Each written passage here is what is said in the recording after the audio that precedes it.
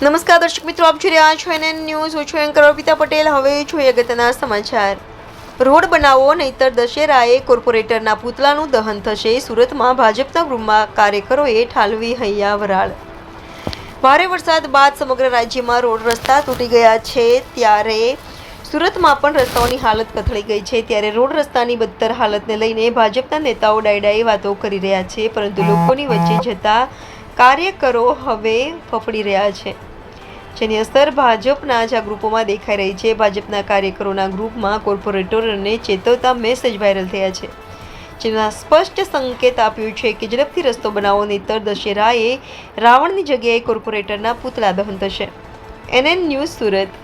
દર્શક મિત્રો, એનએન ન્યૂઝને લાઇક, શેર, સબસ્ક્રાઇબ કરો, બેલ આઇકન પ્રેસ કરો, જેથી આપને નોટિફિકેશન્સ મળતી રહે.